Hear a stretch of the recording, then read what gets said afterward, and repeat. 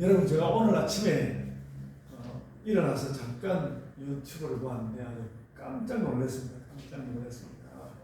그 전광훈 목사가 자기 교회의 신자들, 그 지역을 대표하는 사람들을 이렇게 다 앞으로 불러 모아서 그 중에서 자기들이 데리고 나올 사람들을 다 데리고 나온 사람들은 들어가고 나머지는 여기 모이라고 하더라고요.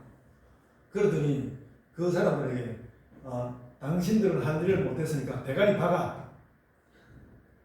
그래가지고 정말 보니까 어떤 사람은 신사복도 입고 나오고 어떤 사람은 또 예쁜 옷도 입고 나오고 그렇게 전부 그 원산폭격 아시죠? 뒷짐지고 원산폭격하는 그걸 하는 걸 보고 제가 너무너무 충격을 받았어요. 저게 도대체 뭔가? 저 사람들은 전광훈이라는 사람에게서 무엇을 보고 있기에, 그에게서 무엇을 보고 있기에 저렇게 머리까지도 쳐박으면서 저렇게 할까? 그게 뭘까라는 생각을 했습니다. 여러분, 이전에 그 한참 우리나라가 어지럽던 때 천성 목사가 이 방언을 받은 사람과 못 받은 사람들을 구분한다 그래서 못 받은 사람과 뒤통수를 쳐서 들어보려고 한 그런 이야기 있습니다만, 그보다도 더 충격적인 일인데, 그들은 저 전광훈이라는 사람을 통해서 무엇을 보고 무엇을 믿고 있는 것인가? 우리는 도대체 뭘 하고 있는 것인가? 우리는 무엇을 믿고 있고, 우리는 저렇게 전광훈만큼 저 사람들이 저렇게 따를 만한 그런 무엇이 없는 채로 사는 것인가? 무슨 사회적인 여러 가지 그 잘못된 것들을 안고 있는 것은 분명하긴 하지만, 저들의 마음 가운데는 무엇이 있어서 저렇게 있는 것인가? 저렇게 저 사람의, 제가 볼 때는 그냥 조폭두목 정도밖에 아닌데, 근데 왜 저 사람들은 모두 다 저 전광훈을 저렇게 따르고 있는 것인가?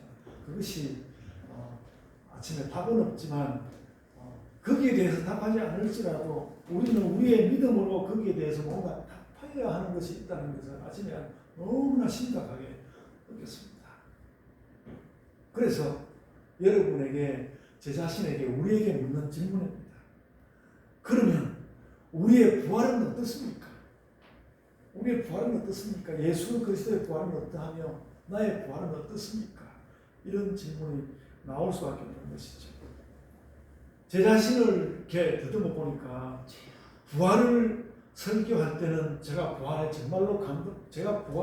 위한 설교를 준비하고 그 설교를 하고 있을 때는 제가 정말로 부활에 감동하고 있거든요.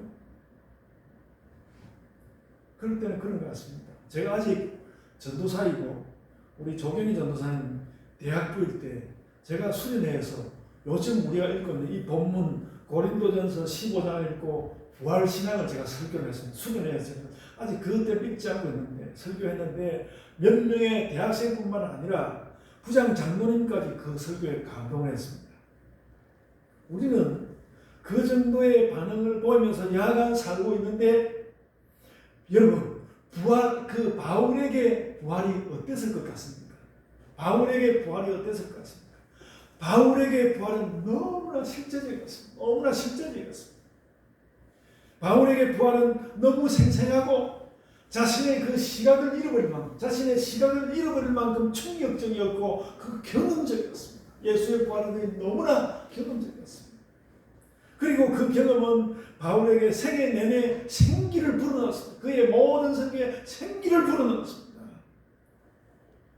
그래서 저도 부활에 대한 태도가 바울만큼이 아니라는 것을 인정하지만, 우리가 그리스도인으로 산다는 것은 바로 바울처럼 그렇게 그리스도의 부활의 현현 앞에서 사는 것을, 예수 그리스도의 부활 앞에서 사는 것을 말하는 것입니다.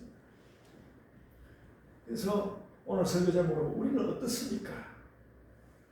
그게 제 질문이죠. 제가 이런 설교를 준비하면서 요즘 누가 이런 설교를 할까? 여러분, 제가 지금 6주째 부활을 설교하고 있는데요. 누가 이렇게 할까? 그런 생각도 하고 그렇습니다. 그런 생각도 들지만 교회가 꼭 해야 하고 꼭 들어야 하는 설교입니다.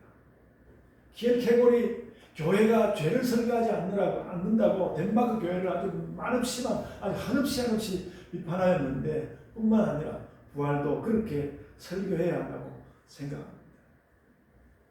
우리는 부활하신 예수님 앞에서 우리의 이 땅 삶을 바꾸면서 사는 신자들. 그래서 제가 오늘 제목으로 묻는 것입니다. 당신은 부활하셨나요? 우리에게 부활의 삶은 무엇입니까? 바울에게 예수님의 그 나타나심이 어떻게 중요했는지를 조금 더 말씀하겠습니다. 조금 역사적인 이야기를 하면서. 여러분, 교리로 치면 사실 죽은 자의 부활이라는 것이 기독교만의 것은 아닙니다. 먼저 오늘 이제 본문 29절 나오는 말씀부터 좀 말씀하려고 하는데요. 먼저 아마도 초대 기독교 안에는 죽은 자들을 위해서 세례받는 풍습이 있었던 것 같습니다. 제가 여기저기 살펴봤는데 기독교 바깥에서는 그런 습관은 없었던 것 같다고 이야기하고 있더라고요. 주로 기독교 안에서 일어난 일이지만요. 실은 기독교 교회를 둘러싼 여러 종교 전승에서 그 비슷한 부활의 소원이 있었습니다. 기독교인이 아니더라도 누구라도 다시 사는 것을 중요하게 생각했는데 기독교야말로 그 부활을 믿음의 핵심으로 삼고 있었고 바울도 부활을 중심으로 복음을 전했습니다. 여러분, 사도행전의 기록이 뭔지 아십니까? 부활을 중심으로 사도들이 예수를 전한 그 흔적입니다. 사도행전은 그것입니다. 모든 기독교의 모든 사람들이 부활을 중심으로 복음을 전하였습니다. 여러분, 이집트의 미라나 또 이란의 조로아스트가 다 죽은 사람의 부활을 원했습니다. 근데 왜 그렇게 기독교가 보다 더 특별하게 부활에 집중했을까? 예수님이 정말로 부활했기 때문에 그런 것입니다. 그리고 원래는 기독교인이 아니었던 바울이 부활한 예수님의 나타나심을 보게 된 것은 아주 실제적인 경험이었기 때문에 그 어떤 종교도 예수님의 부활을 경험하는 것 같은 그런 부활을 경험해 본 적이 없거든요. 여러분, 우리는 고린도전서 15장에서 바울이 말하는 테로에 주목해야 합니다. 그는 역사상 그 누구보다도 그 어떤 문헌에 있는 그 어떤 이야기보다도 확신을 가지고 그는 부활을 이야기한 것입니다. 많은 종교사학자들은 기독교가 조로아스터 영향을 받은 유대 묵시문화 그리고 다시 그것에서 영향을 받은 기독교 부활이라고 말하는 것 같습니다. 그러나 이 모든 학자들이 전혀 고려하지 못한 일이 하나 있는데요. 바울은 정말로 부활하신 예수 그리스도를 만났다는 것입니다.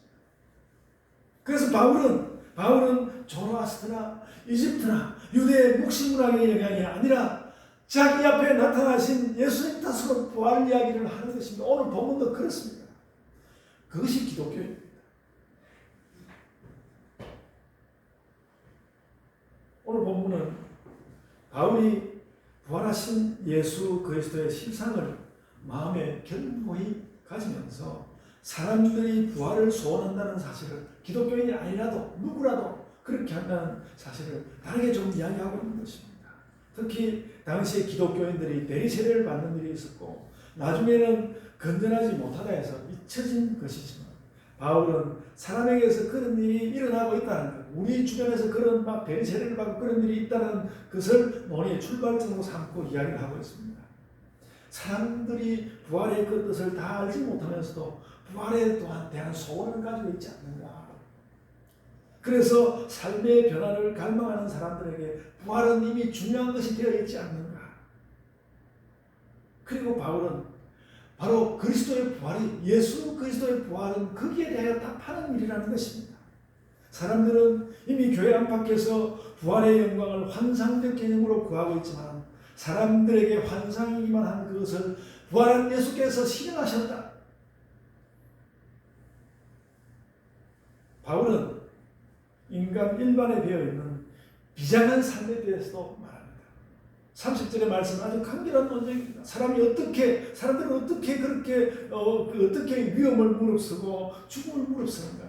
그들이 확연히 하나의 개념으로 알지는 못할지라도 그 위험과 죽음 너머에 부활이 있기 때문에 그럴 수 있는 거 아니냐.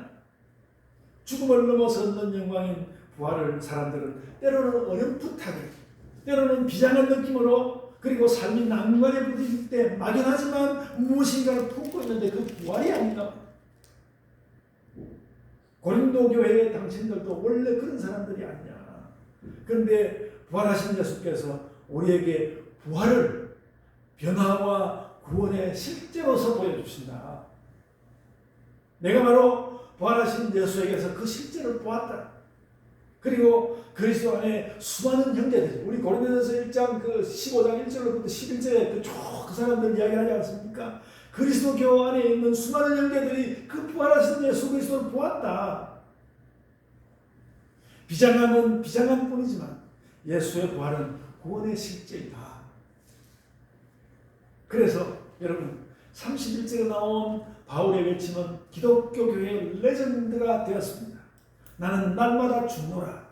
나는 날마다 죽노라. 여러분 이 말은 그냥 바울의 각오를 말하는 것이 아니라 나는 날마다 죽는다. 나는 순교를 각오하고 살고 있다. 이런 각오를 이야기하는 말이 아닙니다. 나는 날마다 죽어도 괜찮은 이유가 있다. 왜냐하면 나는 날마다 다시 살 것이기 때문에 그렇다는 것입니다. 나는 다시 살 수 있기 때문에 나는 날마다 죽어도 괜찮다는 것입니다.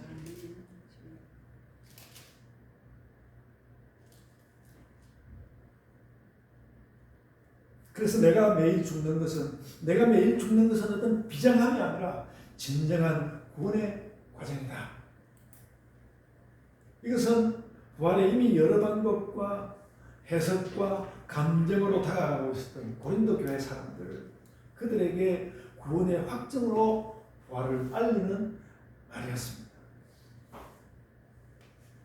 이제 단지 소원이나 비장함 같은 것을 넘어서 부활을 당신들의 구원의 실제로 받으라. 그리고 32절에서 바울은 다시 로마 시대 맹수에게 죄수를 먹여주는 처형을 이야기합니다. 여러분 에베소에도 찾아보니까 당시에 콜로세움이 있었다고 합니다. 에베소가 굉장히 큰 도시거든요. 굉장히 큰 도시였습니다. 콜로세움이 있었다고 합니다. 본문은 그 원형극장에서 바울이 실제로 짐승과 싸웠다는 말을 하는 것은 아닙니다.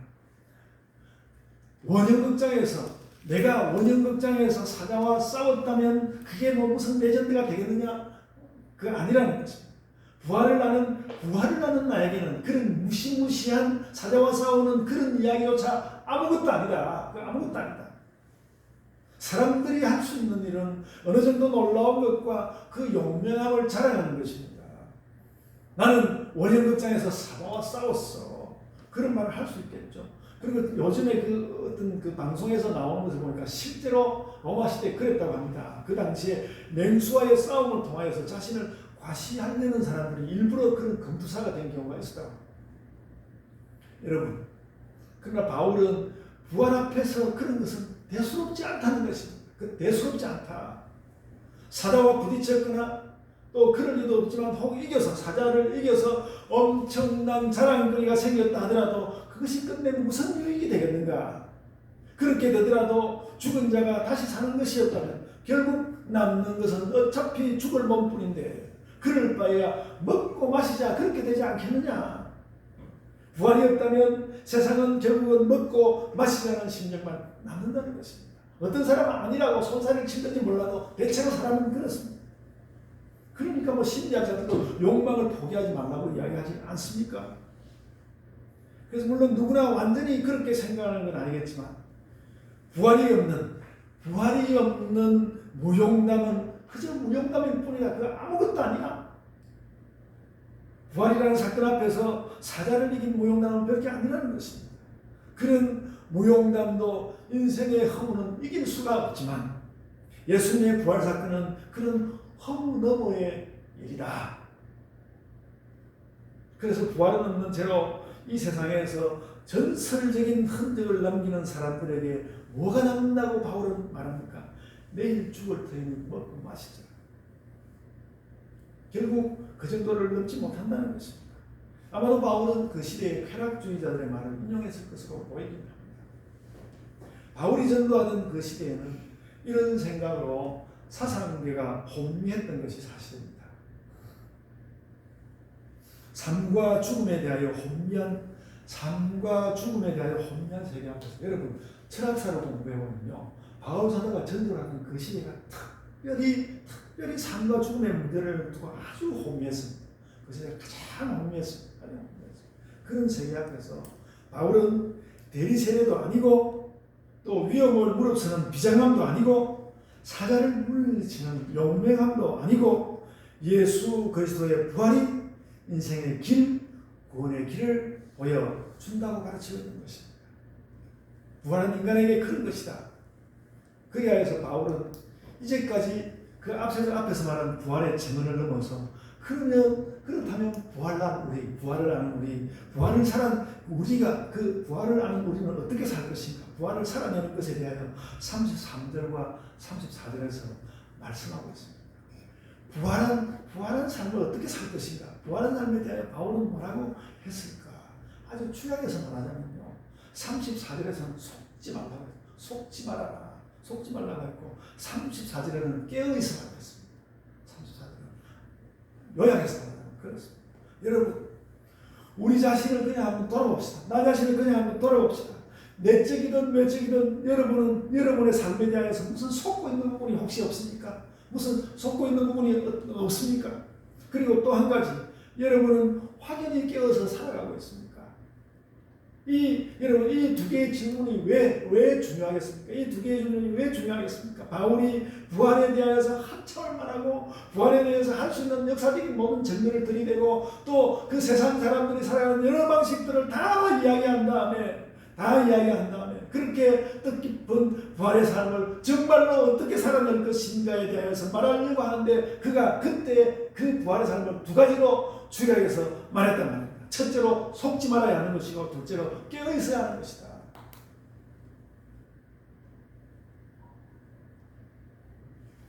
그래서 이 말들을 두 말을 이제 주목해 보려고 합니다. 우리는 어떻게 부활의 삶을 살 것인가?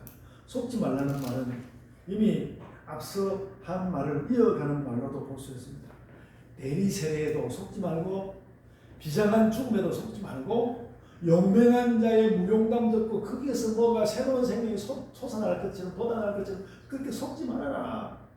그리스도인에게 주어진 구원의 길은 예수께서 부활로 보여주었다. 여러분, 제 이야기 잠깐만 해보겠습니다. 딱 한 가지로 말씀하기는 어렵습니다만 제가 철학 공부에 힘을 기울이는 이유는 어느 정도 속지 않기 위함인 것 같습니다. 어쨌든 세상에 일어나는 일들을 있는 그대로 보자. 그래서 이렇게 제가 한번 이야기해 볼게요. 어떤 경우에는 세상을 과학적으로 보아야 하고 어떤 경우는 세상을 현상적으로 보아야 하고 또 어떤 경우에는 아주 구조적으로 보아야 하고 어떤 경우에는 정말 감각적으로 보아야 합니다. 감각만 믿을 수 있는 때도 있습니다.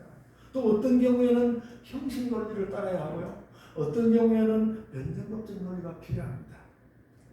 내가 지금 보고 있는 일이 뭐냐에 따라서 현혹됨이 없이 있는 그대로를 보아야 한다는 그런 생각입니다. 철학은 그렇습니다.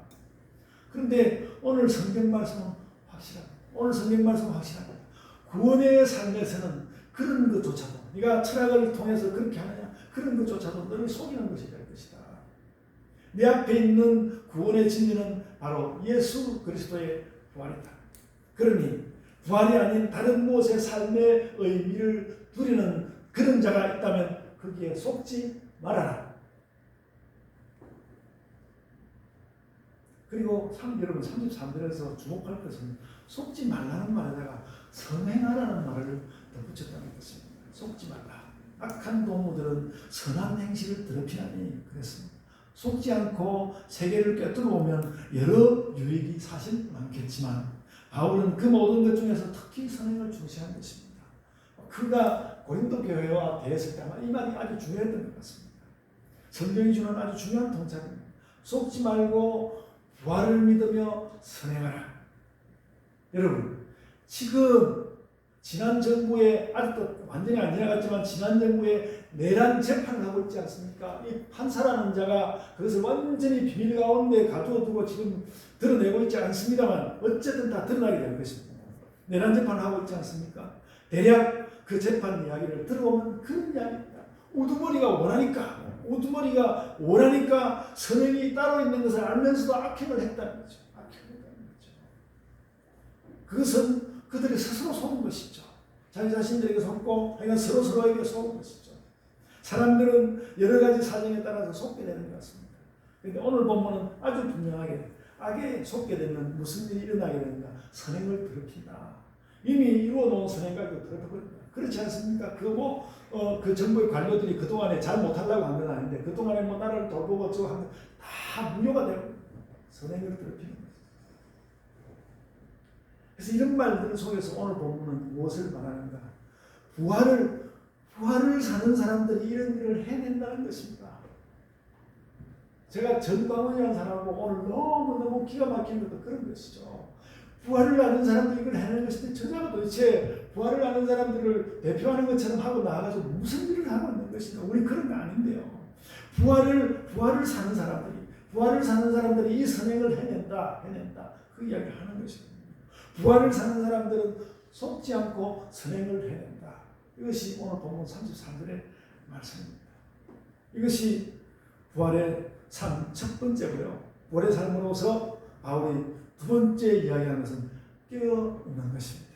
여러분, 예수님 종말의 유일한 교훈이 깨어있는 것이라고 제가 너무나 자주 말했습니다. 예수님 종말론의 핵심 교훈이 깨어있는 것이라고 합니다. 예수님의 종말론이 그것이었는데 그 예수님의 종말론과 바울의 부활의 이야기가 이렇게 만나는 것을 볼 수 있습니다. 결국 그 부활 이야기도 종말이 도둑처럼 올 터인데 깨어있으라. 성경을 이해하기에 따라서 예수 종말론은 불면증도 있을 것 같습니다. 예수님이 깨어있으라고 그러니까 불면증도 생길 수 있을 것 같습니다. 깨어있으라고 하니까 잠을 잘 수가 없는 것이죠. 그래서 제가 오늘 아침에 그 생각을 해봤더니 그 기억해버린 사람이 그런 사람이었던 것 같습니다. 예수의 말 앞에서 깨어있지 못하고 그래가지고 결국 잘못되어버리고 말았지만 그랬습니다. 예수께서 우리를 잠 못 들게 하는 이 일에 대해서 우리는 깊이 묵상해야 합니다. 깨어있으라. 예수께서 너희가 깨어있으라. 깊이 묵상해야 된다. 바울이 부활의 삶은 깨어있는 것이라고 한 말은 종말론과 그렇게 일치합니다. 우리는 그래서 잠 못 들고 기도하고 그게 여러분 옛날에 그 한국 교회 목사님들 제가 생각해 봤습니다. 그분들 말이죠. 그 교회 이 강대상에다가 이불 펴놓고 집에도 안 가고 거기서 잠자고 말이죠. 깨면 기도하고 제가 그 이야기를 처음 들었을 때 이전에 젊을 때 들었을 때 그래가지고 어떻게 사나 지금도 그렇게 살면 안 될 것 같긴 한데 얼마나 그랬을까. 그래서 바울 사도의 이런 말들, 예수님의 종말론 이야기를 들으면 우리가 잠 못 들고 기도하고 잠 못 들고 복음 전해야 하는데 현대인들은 또 그런 것들을 너무 싫어하니까 우리는 어떻게 할 것인가. 또 그런 생각 때문에 진짜 또 정말 여러분 저도 요즘 잠이 안 오다가 어젯밤에 잘 잤습니다만 맨날 잠 안 오는 게 아닌데 이런 것들이 잠 안 오게 하는 요인인 것 같습니다. 그렇다면 잠 못 들면서 이런 일에 몰두해야 되는데 또 그런 몰두해야 되는데 또 어떤 날만은 너무 잘 자버리니까 내가 도대체 뭐 하는 거야? 그런 생각도 들고 말이죠. 그래서 그런 나를 보고 고민하게 되는 것이죠. 그래서 예수께서 우리를 향해서 깨어있으라고 하는 것이나 바울 사도가 부활하는 사람이 깨어있으라고 하는 것이나 참 우리에게 어떤 고민 같은 것을 가져주는 것. 어떻게 하라는가? 어떡하라고? 그런 느낌이 사실 옵니다. 그래서 여러분 방법은 하나밖에 없는 것 같습니다. 바울 사도가 그 34절에서 말하는 것처럼 깨어서 의를 행하고 죄를 짓지 말아야 하는 것이죠. 너무나 단순한 단어입니다. 그렇게 너희가 정말로 깨어있다고 하면 예수 앞에서 부활하신 예수 앞에 깨어있다 보면 너희가 차츰 그 안에서 쉬는 것들 뭐 어디 온천이 좋다더라 어디 찜질방이 멋있다더라 그런 것을 따라가서가 아니라 부활하신 예수 앞에서 깨어있다 보면 거기에서 차츰 쉬는 법도 찾게 되고, 여러분 그래야 하는 것 같습니다. 거기서 쉬는 법도 찾고 거기에서 기도하는 것도 알고 또 그 가운데서 나는 정말로 어떻게 일할 것인지 그것도 알게 되고, 그렇게 하면서 나의 삶이 정말로 부활한 삶으로 나아가게 될 것이니, 그러므로 그런 일들을 게을리하지 말고 부활하신 그리스도 앞에서 깨어서 살아가라. 그래서 여러분 듣기에 따라서는 이런 말씀을 들으면서 정말 저 어떻게 목사님이 자기는 저렇게 할 건가, 우리한테 왜 이렇게 부담을 주냐, 너무 오래 걸린다는 혹은 또 고달픈 느낌으로가 아니라 여기에 뭔가 새로운 길이 있구나, 우리가 그 뭔가 새로운 길을 건드려보지 않았구나. 그럼 제가 오늘 이 말씀도 말씀이지만 그 정광훈이라는 사람의 말 한마디에 그냥 그대로 그 나이 60씩 된 아저씨들이 그냥 머리 확 올라가는 걸 보면서 저들은 도대체 무엇을 믿고 있는 것일까, 그렇게 생각해 봤을 때 참 믿음이요, 참 진리인 부활 앞에서 우리는 예수 그리스도 앞에 얼마나 순종하고 있는 것일까, 얼마나 순종하고 얼마나 그렇게 살고 있는 것일까, 그런 것을 생각해 보지 않을 수가 없었습니다. 그래서 여러분 그렇지라도 할 수 있는 말이 딱 하나밖에 없습니다. 여러분, 우리가 오늘 이 바울 사도가 인도해 주는 말에 따라서 또 부활하신 예수 그리스도가 우리에게 보여주는 바에 따라서 우리는 다른 것을 하는 것이 아니라 부활의 삶을 살아내야 하는 것이죠. 여러분, 우리가 부활의 삶을 살아냅시다. 아멘. 자, 기도하겠습니다. 주님 감사드립니다. 저희가 부활의 삶을 살게 하여 주옵소서. 어떤 곳에서는 수많은 사람들이 그 지도자의 인도를 받아서 큰 정치 세력을 이루고, 또 어떤 곳에서는 기업을 이루고, 어떤 곳에서는 또 잘못된 무리들이 바닥을 짓고 그렇게 하고 있는데, 주님, 진리를, 삶의 진리를 보여주신 그 부활의 진리 앞에서 우리들도 우리들의 갈 길을 예수 그리스도의 그 진리의 말씀을 확연히 순종하며 가는 이 부활의 삶의 길을 저희들이 알고 깨닫고 내 마음 가운데 참 인처럼 막여서, 아버지, 이것을 내 가슴 속에 품고 내 삶 속에 정말로 가지고 있으면서 내 삶을 어떻게 하면 부활의 삶으로 살 수 있을 것인지, 그 일에 대하여 응답하며 그 일에 대하여서 내가 때로는 가슴 아파하며 때로는 또 그렇게 이루어가는 것을 기뻐하며 그것에서 내 부활의 삶의 모든 의미 있는 것을, 내 삶의 모든 의미 있는 것을 얻으며 그렇게 살아가는 예수 그리스도의 제자, 아버지 하나님의 백성들이 되게 하여 주옵소서. 하나님 나라의 삶이 그렇게 부활의 삶을 살아가는 우리의 삶으로 인하여서 확연히 나타나는 그 날을 바라보며 그런 비전으로 저희들이 살게 하여 주옵소서. 감사하옵고 예수님 이름으로 기도드리옵나이다. 아멘.